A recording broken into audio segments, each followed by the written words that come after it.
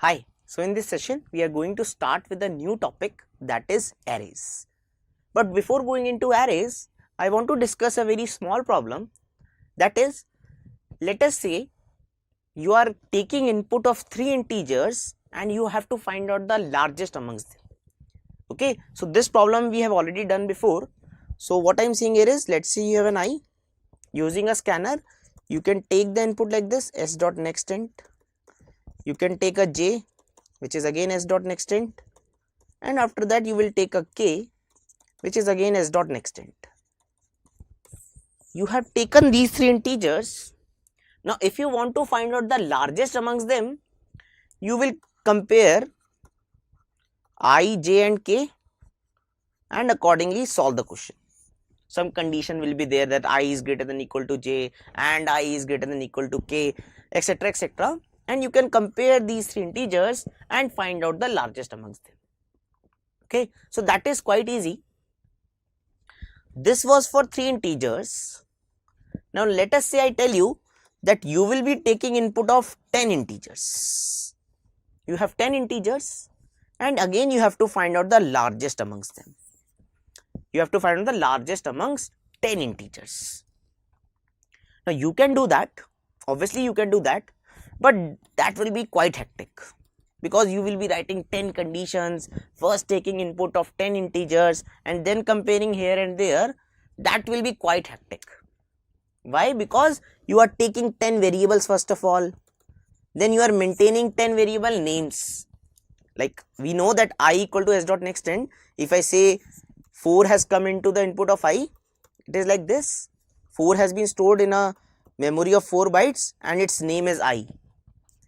Here j, let's say 5 is input into j, so memory name is j and it is taking 4 bytes. If you want to access 5, you generally access through the variable name. If you want to access 4, you will access through I.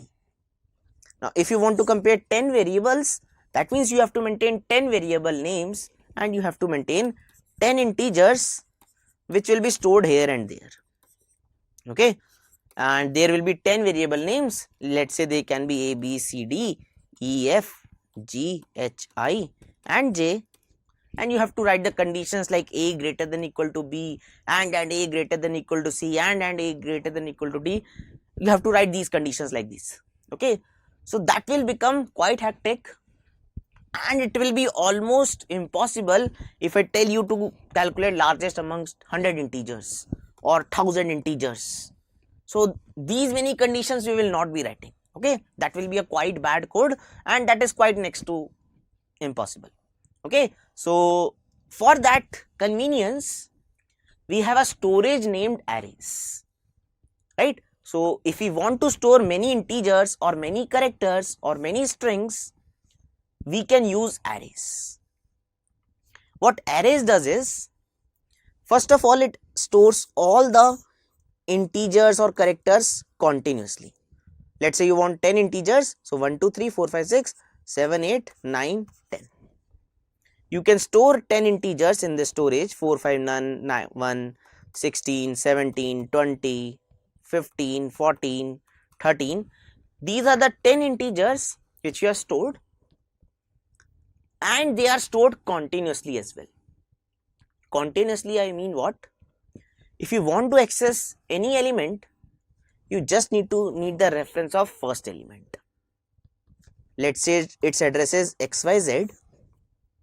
It is present at this reference or address. The reference of the next element will be, since each element is an integer, it is taking 4 bytes. So after 4 bytes you can go and you can access the next element.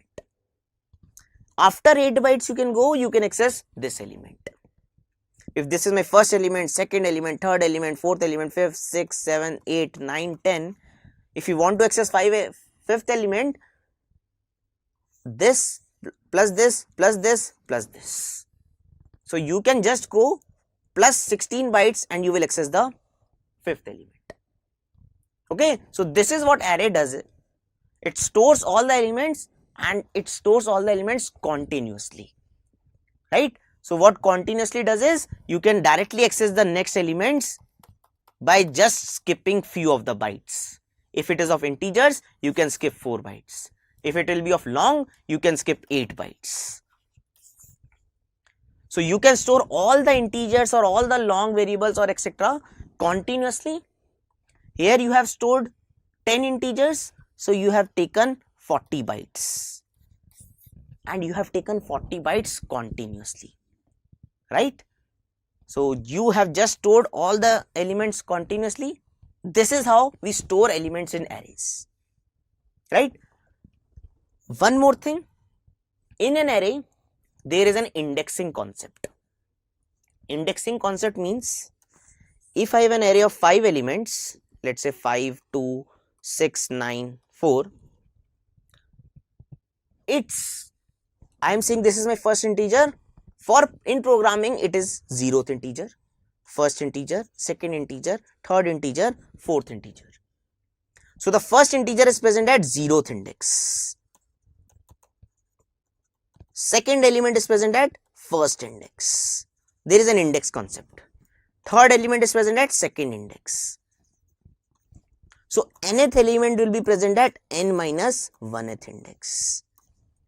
So 0, 1, 2, 3, 4. We have 5 elements. So our indexing has ranged from 0 to 4. So if we have n elements, our indexing will range from 0 to n minus 1. This is the concept of indexing in array. We have 0th element in array.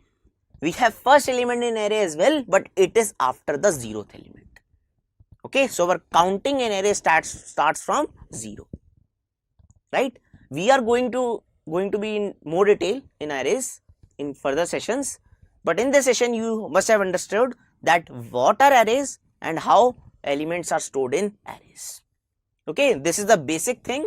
What is happening behind how these elements are stored, we will go into more deep after a few sessions. Okay, so make sure you understand the basics of arrays, why there is a need of array, and how the elements are stored in an array. Okay, great. Thank you.